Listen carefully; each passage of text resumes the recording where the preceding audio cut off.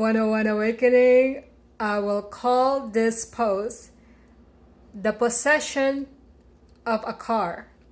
So let's just say I bought a car, a brand new car, okay? You know the process, right? You go to a dealership, you look around, and you spot the car that you like. Can you really afford it? What the heck, you're gonna treat yourself today, okay? So yeah, you pre-selected the car and you sat down with the salesperson to create the contract with you.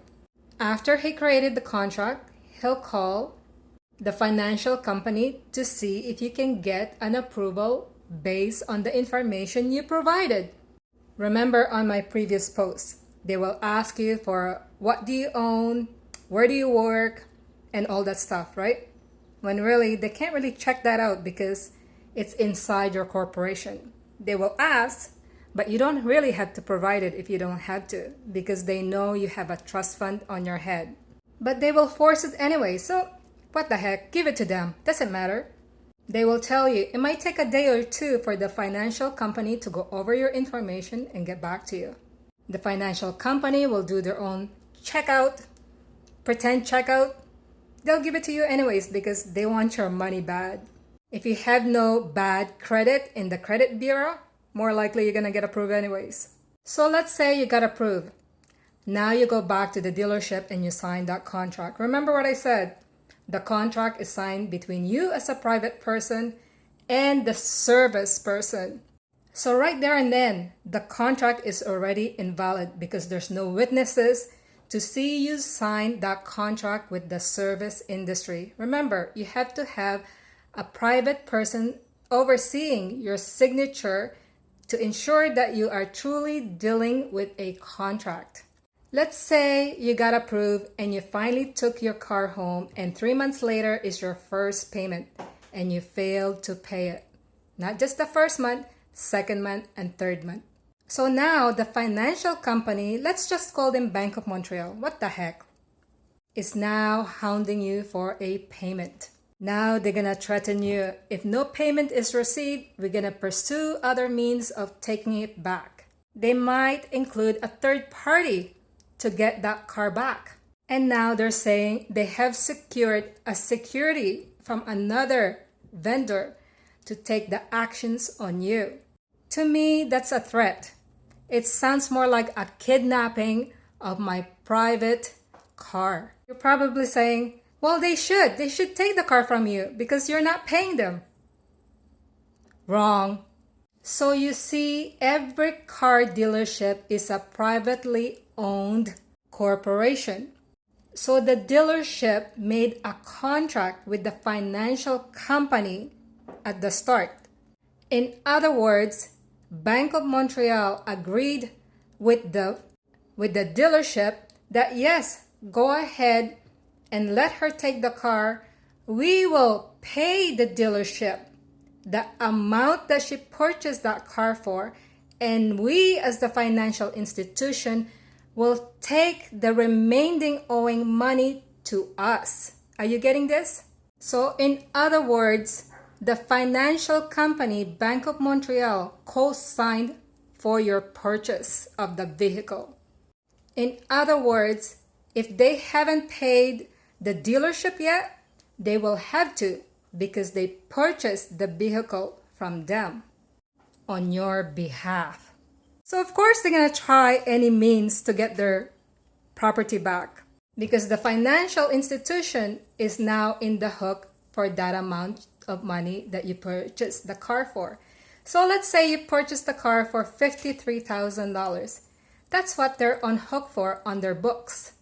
Now, they can't really take it back from me because there's no contract between me and the financial institution. You getting this from my previous post? Remember, when I filled out that form, the financial institution just used it to verify my information. But the contract was never really made with me. It was made with the car dealership. So for those of you who just bought a new car, you will resonate with this information because when the financial institution phoned you, they just said, oh, you are purchasing a car from so-and-so dealership. We would just wanted to confirm your information. That's all they do. They don't say, we're going to send you a contract that you need to sign in front of us with witnesses, did they? No.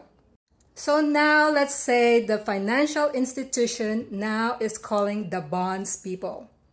The bonds people who will now tow your truck. Guess what? If the bonds company or the trucking tow truck company takes on that contract, they now own the contract. They will own the contract as soon as they tow that car of yours away. If the bond or towing company did not successfully take your car away, then they could relinquish themselves from that contract. But if they successfully impounded your car, then they will auction it to the best buyer. Because remember, they now own that contract and they could do whatever they want with it. Are you getting this now? Now let's get back to Scotiabank and the dealership. The financial company is obligated to pay the dealership because it's a private company. And the financial company, since you have no contract with them, they cannot take your car away because you are a private person that bought it. Since you are the private person with a registry of that car, it belongs to you. Because the registration of that car has your name and information in it to say this is your car. That's how you can sell your car, by giving the ownership registration of that car. Now, are you really getting this now? One more thing for you. So if the bond or trucking company comes near your car, you could treat it as a kidnapping of your private property. Yes, if the bonds or trucking company who wants to tow your car away, you can actually sue them for touching your car, for trying to kidnap it, and trespassing on your private vessel, because your car is your ship to travel on to places of A to B. Remember that? And remember what I said. You own the financial company because it's created by your corporation. The country that you live in is your corporation. So you see the circle of this, from the dealership to the financial company to the trucking company that wants to repossess your car.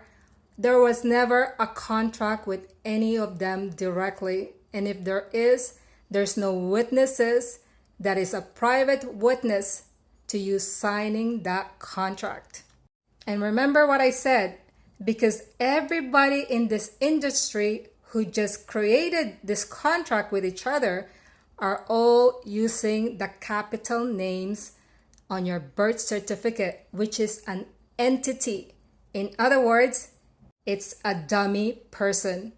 The straw man is a dummy person. A straw man who sits on a stick on a field to fill the air. In other words, it has no brain, it has no heart, it cannot function like you as a living person. Now you know why it's important for you to get a copy of your birth certificate that your mother filled out, so you could prove to everyone that you are a living person, alive at birth. While your birth certificate card in capital letters is an entity, it doesn't move, it's fake. It was created by the industry so they can benefit with each other using the trust fund on your head that was created by your corporation at your birth. In order for them to generate funds for you when you turn 19, so you'll be rich, but instead they stolen the trust funds from you. Bye for now and have a nice day. Happy awakening of your soul.